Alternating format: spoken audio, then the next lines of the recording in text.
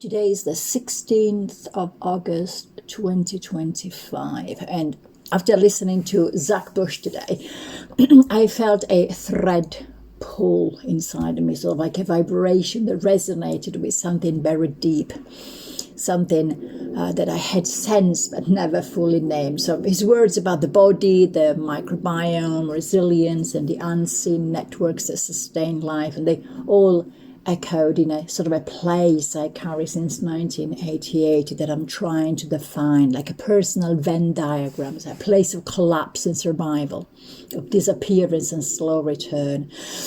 I realized that everything I have ever been through, so the panic, the shutdown, and the long, slow emergence back into life, is not just a story of trauma, but it's also a map of energy, of biology, of spirit and spiritual ecology and presence.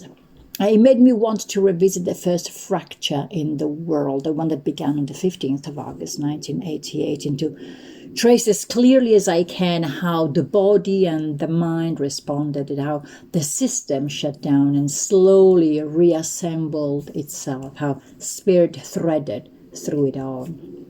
So what follows is my attempt to inhabit that memory fully, to place myself inside the body that trembled and the mind that dissolved and the presence that remained, and sliver of self that survived, guiding me across decades of liminality. So I've decided also to record my voice and to speak this story out loud. I'm asking myself, what do I even hope for this? Maybe it's just this, that the sound of my voice, the sound of me, this living and breathing sound of it might reach anyone who is caught in panic, in anxiety, and in the hollowing weight of depression. Desperation. I'm talking about really sort of like an existential desperation, and that they might hear it and for a moment breathe differently and see their fear not as a wall but as a companion, as a signal, something to lean into and to befriend. That they might feel the rapture inside them and the shaking, the pounding, or even the collapse as having some hidden purpose, some thread worth following. And that they might take all the time they need, as I did and as I'm still doing, to find their own path and their own way through desperation, the fear, the pain, and the chaos. So much to find their own language for what is alive and calling them. So let's start. My name is Mathilde. I was born in Italy in 1967. So on 15th of August 1988, at the age of 21, my life as I knew it was wiped out in an instant.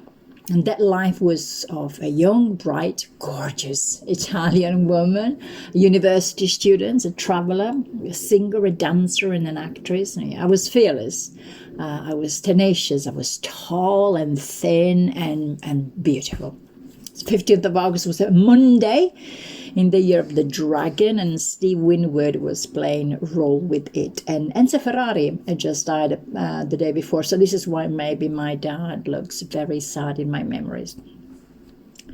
The 15th of August is still recorded as the day with the highest temperature of the whole year 1988, and I just had finished having breakfast at the marina with my parents and my sister, and without warning, everything collapsed. My head was pulled backwards as if by invisible hands, and my hair and follicles dragged me into the chair, and my whole body buckled. I gripped the arms of that sort of cheap, white, flimsy plastic chair, and I felt myself at both at the same time explode and implode, and then nothing. I was gone. The Mathilde who had been bright, dancing, traveling, calculating, loving Shakespeare and UNESCO and literature and everything, she was gone. Her disappearance was a cage descending around me. It was golden, maybe, yes, but a cage nonetheless. And my memories, the continuity of life and the usual stitching of the self was completely erased. My body no longer spoke. Hunger, thirst, even the call to pee, everything was gone. So what followed was not a momentary faint and not a simple panic attack as described in A&E later in the afternoon, and not something that you recover from. It was annihilation and the moment of the big one, the day that I was zeroed. So we would call now what happened to me an extreme autonomic nervous system overload, followed by a prolonged, and I mean really long, hyperarousal or shutdown, and basically the freeze moment. So the system overload is because I was screaming, I collapsed, I had tunnel vision, there was the rocking, extreme hyperarousal, and then my nervous system went into a massive sympathetic surge, essentially that fight and flight locked at a maximum. And the psychogenic non-epileptic seizure that I had, because I screamed, I jumped, and then I blacked out, probably indicates a kind of like neuroelectrical overload, sometimes also called an extreme autonomic storm. That makes me laugh a bit, thinking that I got a dear friend, Carrie, she calls me Storm. That followed a neurochemical depletion, so it means that after the explosion, total blankness suggested my system went into a kind of post-shutdown hyper state, which is similar to what happens to people suffering from PTSD after acute stress. So my brain literally had to reboot. And then the parasympathetic dorsal vagal system, so the freeze branch basically, slammed on the brake. So I had dissociation, inability to recognize sensations, and a near catatonic withdrawal. So basically, neurologically, that means that my brain's limbic system, or the amygdala and the hippocampus, was firing in chaos, while the prefrontal cortex completely lost control. So in survival terms, I went into a defensive shutdown to prevent total system collapse. And I know that these words about the physics behind it seems a lot, but I think that it is important to understand what bodily reactions and sensations and events I actually went through. And from a chemical perspective, adrenaline and noradrenaline went sky high during the acute panic attack, and that creates the tunnel visions, the racing heart, and this kind of feeling of explosion. And then the cortisol initially probably has been spiking and then dropping into dysregulation, because of course the stress can't keep a hormone balance anymore.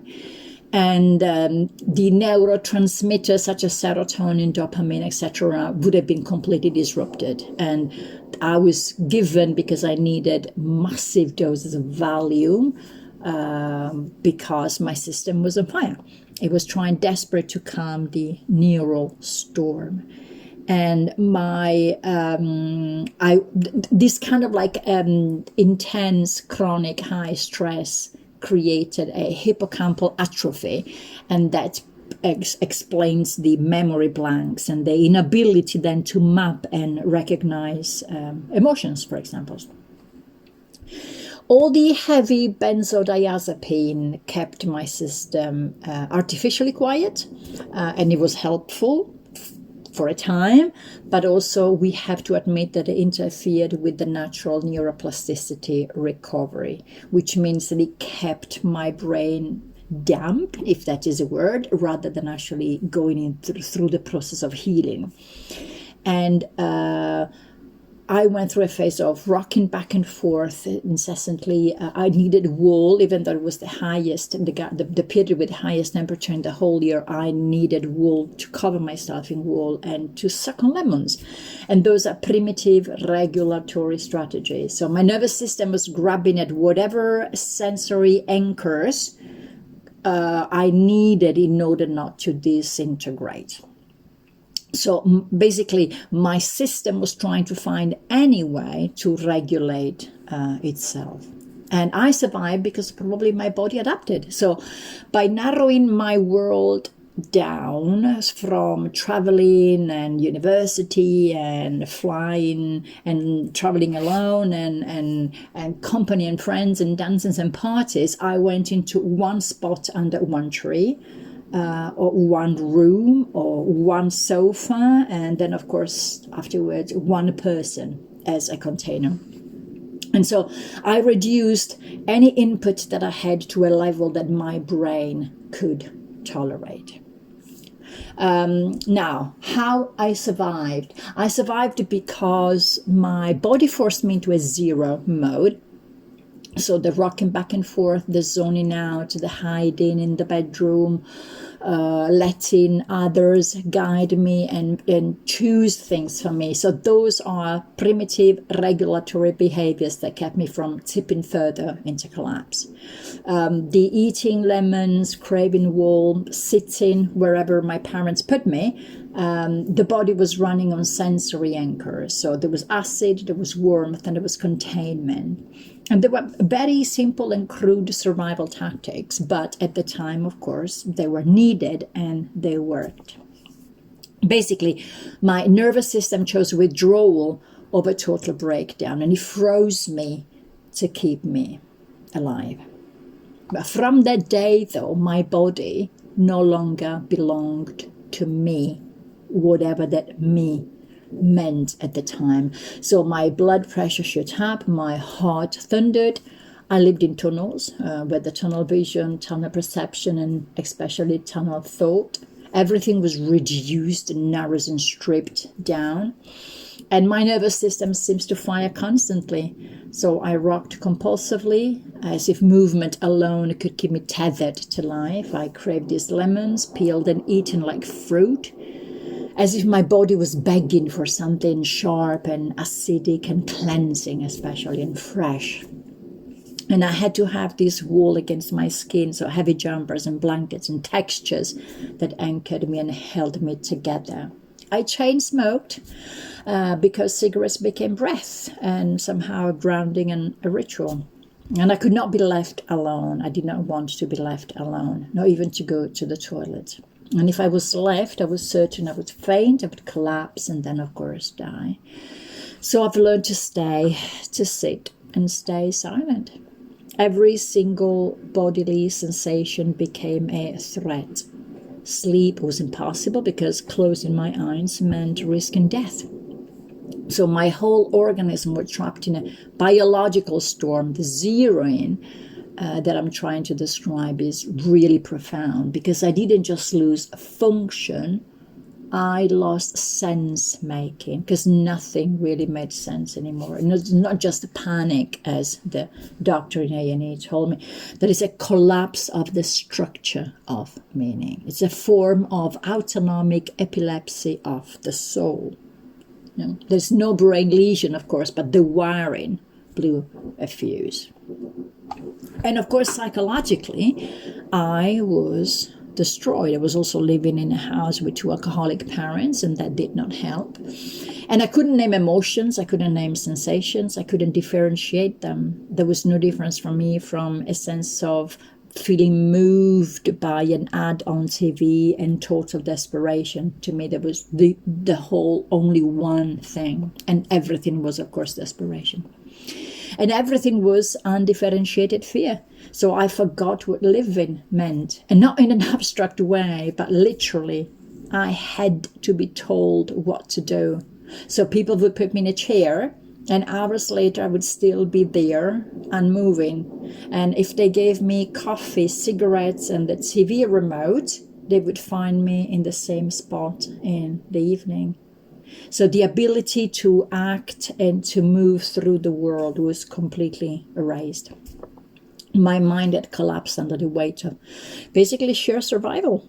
And thinking and reasoning was gone. Memory was gone, and even imagining tomorrow was impossible. And to be honest, even imagining death was impossible, because I was a coward and I couldn't think about killing myself. So basically what happened was that I went through a sense of fragmentation, which is the collapse of cognitive and emotional integration, which is classical dissociative shutdown after an extreme autonomic overload. And that zeroing was my mind protecting me from wiping the slate when things got too intense, basically. And then I had a sense of arrested development because I had years of avoidance. So not leaving the house, not leaving my bedroom, not going to university, not being alone, not driving.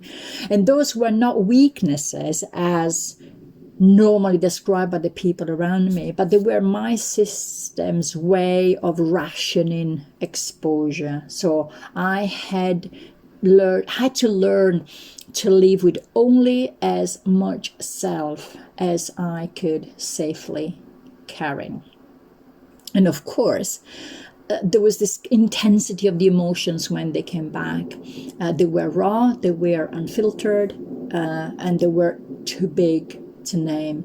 So basically my system was booting itself back up, but without a normal calibration that most of the people would take for granted. Because I could see everything. I could hear everything. I could feel everything. I could sense everything. I could perceive everything. I could notice, observe, discern, remember every single unnecessary detail of everything. And if I tried to pray, of course, no God answered. And if I tried to hope, no future appeared, because I was nothing. I was suspended between dread and emptiness. Basically, I was a living corpse. And everything threatened me. Lights on, lights off. The choice itself was unbearable. I existed in the conviction that life had ended for me, and that I had cast into a liminal world where I didn't want to go and I didn't want to be, a threshold where nothing familiar existed, and where every surface and every voice was strange and alive. So the old Mathilde was gone, and the house was thick with tension, like fog line, with these two alcoholic parents, my younger sister, and an extended family whose judgment clung like chains, and help was impossible. Difference, reputation, alienation, those were my walls and my cage. I sort of scraped together shards of 8 at the time. I had one group therapy session during which I was absorbing everyone else's sickness, believing that I caught it all, even a strange fear of harm, I remember. And one psychiatrist reading my posture as if for a text, replying to my suicide question with the stark truth, of course, yes, you could kill yourself, but shall I see you next week? But there was no next week because my mother forbade it. She told me the psychiatrist wanted to change me, and she, like God, knew best what was the right thing for me. So I met a saint and I got married to him in 1993. My husband was an amazing person. He was the perfect person on my path. But even then, I was still in zero mode. So, and my husband, bless him, he was the one who would set me in the sofa in the morning with coffee, cigarettes, and the remote, and he would return in the evening to find me in exactly the same place, and that was my existence. And years passed like that. I mean, I went to university, but I didn't finish. I started loads of projects that I never carried to an end. I've tried so many different things in order to soothe this pain.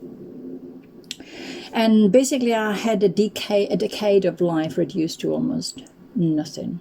And it wasn't until 1996 that I began to slowly and very cautiously re-enter the world.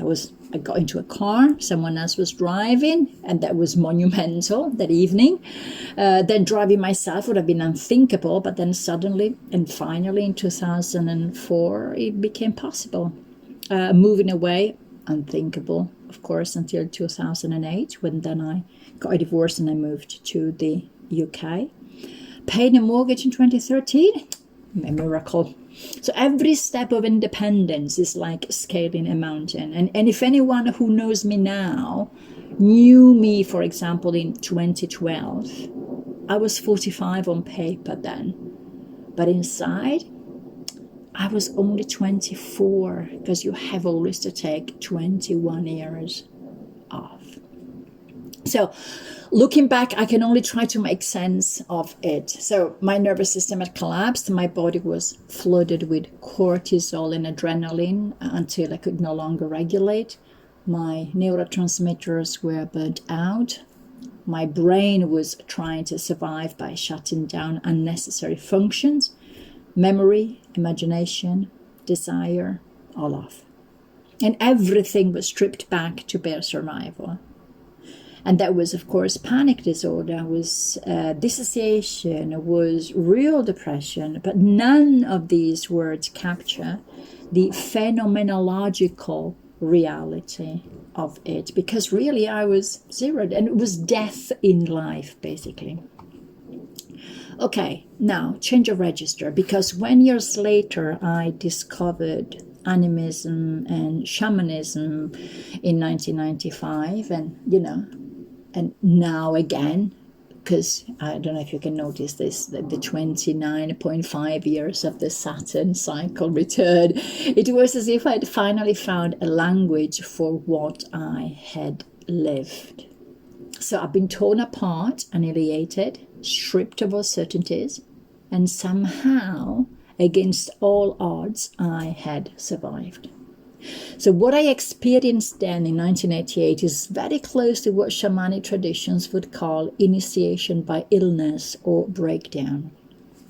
That's where the nervous system collapses, the ego dies, and basically you live in between worlds for years until you slowly re-emerge. And this is why later in 1995, when the Celestine prophecy and the animistic practices entered my life right after my father's death, they resonated because they spoke the language of my body, which had already gone the death and rebirth template 7 years before.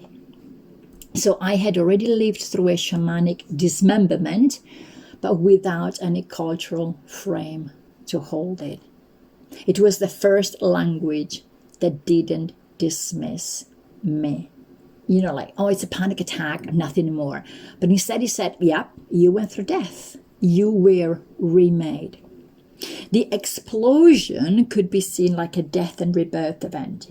I literally describe feeling being closer to death than alive, stripped of all identity, meaning, and feeling. Imagine if on that day, a soul was whacked out of this body and a new soul was put in. And I had to learn.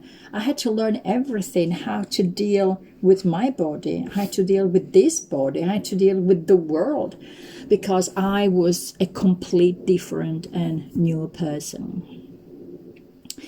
So, again, from shamanic and phenomenological perspective, 1988 was a forced initiation. So the death to my old self and leaving me into these void states, and many initiatory paths. If you know anything about some anthropological studies or religious studies, so many paths deliberately induced disorientation, but mine was instead involuntary and, of course, unexpected. One important thing is that during all these years, no god or goddess, no praying, chanting, kneeling, sets of beads, incense smell, itching, Sanskrit mantras, or yoga pose I tried ever explained what happened to me. Not even therapy, and I am a therapist myself. It was mainly a form of dismissal. This is it. Oh, I'm so sorry. Or this is it. Oh, I feel for you. Or this is it. What do you want to do now?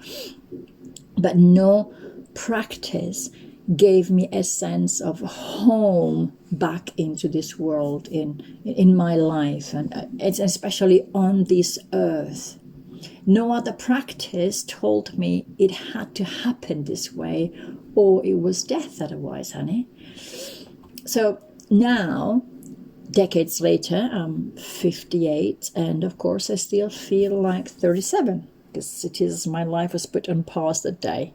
It was frozen in collapse and only slowly restarted years later. You know, my fascination with being able to do life is not casual. It is a form of gratitude and astonishment and incredible disbelief. Every small act of independence, of vitality or creativity, to me, is still tinged with a sense of the miraculous and with an incredible sense of wonder. So what for you, the people, you know, the majority out there, is totally natural and absolutely automatic, for me is still mesmerizing. For example, that I live alone, that I work, I study, I do my chores, I feed the cats, I cook and eat every day, I go to bed, I wake up and wash myself. Absolutely mesmerizing. Because I survived the zeroing. I don't know exactly how, and I don't know exactly how it happened. And I can promise you that what I'm doing now is that I'm definitely working on the why. But I did it. And perhaps this is also why I became what I am, a psychotherapist, a paleophenomenologist, and a shaman. Because my first initiation was not chosen, it wasn't studied, it was not sought. It happened in my body against my will, and it marked me forever. And then crossing that road in 1989 that I spoke about it before in another video on YouTube. When I crossed that road and I saw my face reflected in the window of that shop, and that face looked back at me, that changed everything. You know, survival became a ritual, basically, not a plan. And I clung to the tiniest spark of recognition, the 0.000000000, 28 zeros, like 10 to the minus 29, that was still me. That sliver, whisper, the flickering self, the only anchor in a world emptied of meaning, and it felt like constantly crazy around me. My body abandoned me, my mind spun beyond reach, but there was a me that stayed there, you know, hidden, roaring, sometimes soft, sometimes lullabying at night, and this whispering voice that tells me I love you every time I go to bed.